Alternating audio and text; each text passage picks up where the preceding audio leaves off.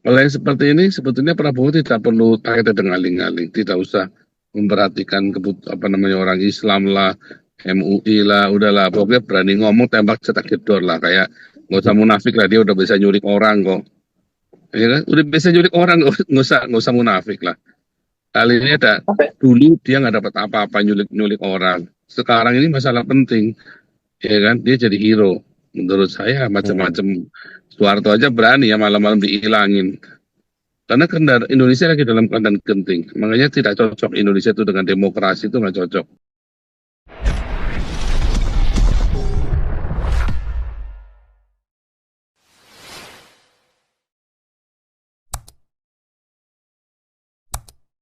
Negeri. i- Kita skip i- dulu, kita tetap fokus ya. Bagaimana kita bisa mengatasi kegalauan dari Prabowo ini ya. Karena saya lihat apa namanya kegalaunya Prabowo ini akan merupakan hambatan bagi kita semua ya. Galaunya Prabowo ini akan menjadi hambatan bagi kita semua ya. Karena apa ya, karena galau-galaunya ini memang benar-benar nggak masuk akal sama sekali ya kegalauan ini. Seharusnya Prabowo ini sebagai presiden, dia punya militer ya. Saya lihat dia perasaannya halus ya. Prabowo ini perasaannya halus, bahkan musuh-musuhnya pun dirangkul semuanya, hebat ya. Saya bilang ini orang hebat sekali ya. Musuh-musuhnya semua dirangkul semua sama dia. Bahkan kalau kita ingat penculikan mahasiswa, penculikan aktivis tahun 98 itu, beberapa aktivis itu bahkan menjadi tim suksesnya Prabowo loh ya, termasuk Pius Louis Lanang dan sebagainya. Termasuk Budiman Sujatmiko yang dulu anti Prabowo, tiba-tiba jadi tim suksesnya Prabowo. Ini benar-benar mengejutkan saya ya. Artinya ini orang sebenarnya, si Prabowo ini orang waras nih ya. Ini orang waras. Kenapa? Dia bisa merangkul semua musuh-musuhnya dia. Bahkan Wiranto pun musuh bubuyutan dirangkul sama dia. SBY musuh bubuyutan dirangkul sama dia. SBY itu kan pernah digebukin sama Prabowo ya. Waktu Akmil itu ya, makanya Prabowo tinggal kelas katanya. Terus kejadian lagi, komandannya sendiri, Subagio. Ya, Subagio itu komandan dulu yang ikut mecat Prabowo. Dirangkul juga. Habibie pun duduk bersama dengan Prabowo ya. Padahal Habibie itu yang benar-benar menghancurkan karirnya Prabowo kan. Nah, maka saya lihat apa yang ditakutkan Prabowo dengan dia nggak mau langsung terang-terangan ya, mau terang-terangan langsung meresmikan ya, tetapi malu-malu sekarang ini. Apa? nah itu kan Nah, 1001, itu kan 1001 pertanyaan Pak Po. Gak usah ngelewatin MPR, DPR. Kan dia bisa ngeluarin Kepres, keputusan betul, presiden.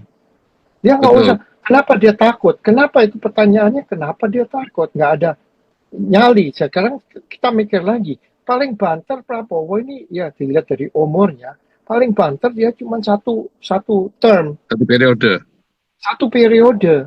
bisa Ya hidup kan aja udah lihat bagus umur sebenarnya. dia. Ya lihat umur dia. Nah kenapa dia itu nggak niru si Trump? Si Trump juga tahu saya ini cuma satu periode. Jadi saya berbuat semaksimal saya buat kebaikan rakyat dan negara. Ya kan keluarin aja Kepres. Jangankan buka apa namanya itu relationship, buka hubungan dengan Israel, buka aja dulu apa itu namanya apa itu honorary konsulat. Jadi honorary konsulat itu bahasa Indonesia apa? Ya konsulat yang nggak resmi maksudnya ada di Jakarta. Jadi untuk orang-orang yang lagi ke Israel nggak usah lewat Jordan, nggak usah lewat Mesir, bisa langsung ke Tel Aviv, bisa langsung ke Israel. Itu aja mulai step mengeluarkan keputusan presiden. Nah, ini balik lagi keadaan sekarang ini. Cuman satu kata, orang-orang dunia ini nggak bisa melihat, nggak bisa membedakan di mana mana yang agresor, mana yang defender, mana yang agresif, mana yang pembelaan diri. Ya kan? Ini Israel sama Hamas. Ini kan Israel sebagai pembela diri, bukan sebagai agresor. Yang agresor itu kan Hamas, Oktober 7 masuk dulu. Nah, tapi dunia kan mengecam Israel, katanya Israel ini genocide lah, bla bla bla. Sama juga dengan Rusia, Rusia sama Ukraina. Yang agresor itu Rusia. Tapi sekarang banyak orang di dunia kok menyalahkan si Zelensky. Katanya dia itu agresor, betul dia itu defender. Dia membela negara. Jadi jadi saya lihat ini negara dunia ini kacau juga. Di Amerika juga free Palestine. Nah, mereka kalau ditanyain urusan Oktober 7, mereka nggak ada bisa jawab. Jadi harus dibedakan mana yang agresor, mana yang defender. Itu aja sih tambahan saya. Jadi balik lagi ke Prabowo, kenapa pertanyaannya? Kenapa dia nggak mau keluarin Kepres? That's it, done. Nggak ada yang bisa bantah, nggak bisa yang bisa. Ya kan, atau urusan MPR, DPR menolak, ya itu kan ada prosedurnya sendiri. Gimana mereka harus menolak Kepres dengan cara maksul kayak apa kayak saya nggak tahu deh cara mereka. Itu aja sih Pak Paul. Jadi pertama-tama dia keluarin aja dulu Kepres demi kemajuan Indonesia. Soalnya Indonesia ini bisnis udah ngaco, ekonomi ngaco, pengangguran tinggi. Ini mereka ini butuh, Indonesia ini yang butuh. Kok kamu malah ngasih kondisi, oh kita akan mengakuin Israel kalau Israel mengakuin kemerdekaan Palestina. Ya kan konyol, statement-statement konyol. Kamu itu yang butuh dia, kok kamu yang ngasih kamu kondisi. Kan aneh. Otaknya itu kebalik. Ya balik lagi dengan kalau si Prabowo sih bukan dari ajaran-ajaran setan ini ya, kalau Prabowo sih dia cuma main politik aja. Soalnya tekanan-tekanan kadrun-kadrun ajaran setan ini kan lebih besar di Indonesia. Dari MUI kayak dari apa kayak saya nggak tahu, dari Ormas. Oh, iya kan? Ormas kan lebih berkuasa dari TNI kalau di Indonesia. Nah, itu aja sih. Kalau menurut saya keluarin Kepres saja deh dulu. Bikin honorary consul. Saya tahu honorary consul itu dari mana. Saya dulu kan pernah tinggal di di Hawaii. Hawaii itu nggak ada konsul jenderal Republik Indonesia, nggak ada. Adanya ya honorary consul. Orang bule kadang-kadang terlalu banyak bisnis dengan Pertamina, dia dijadikan honorary consul. Jadi dia itu bisa tanda tangan perpanjangan paspor, urusan-urusan negara Indonesia dia bisa tanda tangan. Tapi dia orang bule.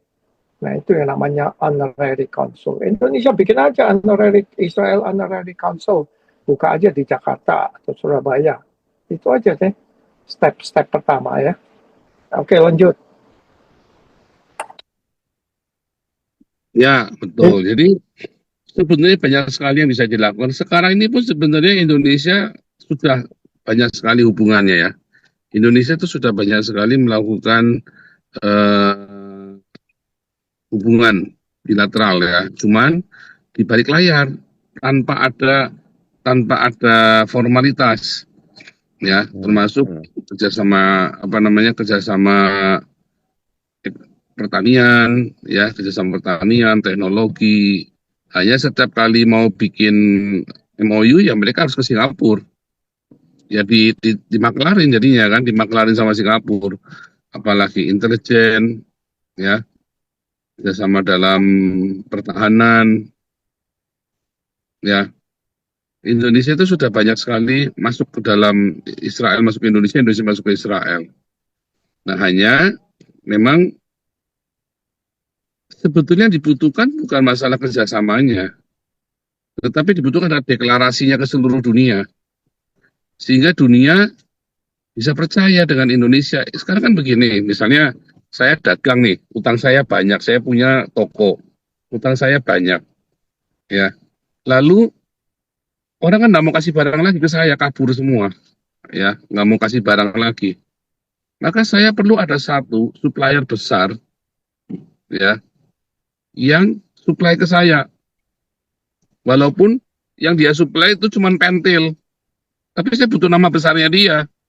Misalnya ini apa? Misalnya saya kerjasama nih ya sama Unilever nih, jadi toko sembako. Semua supplier udah nggak ada yang mau kasih saya barang. Nah, tetapi kalau Unilever itu masuk, walaupun cuma suplai teh cuma suplai kecap atau gula lah ke saya ya. Ketiknya di situ setiap hari ada mobil Unilever di depan toko saya, ada brandingnya Unilever. Itu penting itu, ya, supaya besar. Makanya kecil-kecil akan masuk, yang lain juga akan masuk. Indonesia tuh butuh seperti itu, ya. Kalau kalau kalau yang supply ya kelas-kelasnya kecap, cap cap tomat ya nggak jelas ya. Kecap cap tomat, siapa yang supplier mana lagi yang mau percaya? Nggak ada. Nah, Indonesia butuh nama besar, butuh oh ini Israel nih, ya kerjasama dengan Israel.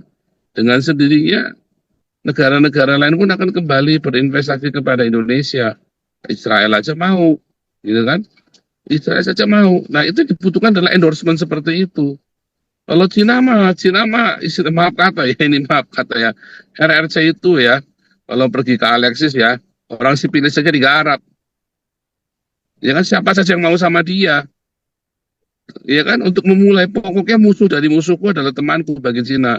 Datengin orang Zimbabwe, kere, datengin iya enggak apa-apa pokoknya. Siapa pokoknya asal mau sama aku, pokoknya digarap sama Cina. Jadi Cina itu bukan endorsement. Mungkin nanti 10 tahun lagi. Tapi sekarang Cina itu bukan endorsement. Siapa saja mau sama dia, ngewe sama dia, diiyain sama Cina itu.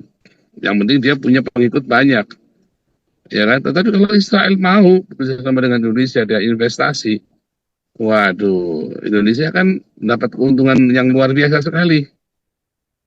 Nah, kalau yang seperti ini sebetulnya Prabowo tidak perlu dengan aling-aling, tidak usah memperhatikan apa namanya orang Islam lah, MUI lah, udahlah pokoknya berani ngomong tembak cetak gedor lah kayak nggak usah munafik lah dia udah bisa nyulik orang kok, ya kan? Udah bisa nyulik orang nggak usah munafik lah. Kali ini ada Tapi dulu dia nggak dapat apa-apa nyulik orang, sekarang ini masalah penting, ya kan? Dia jadi hero. Menurut saya macam-macam Soeharto aja berani ya malam-malam dihilangin.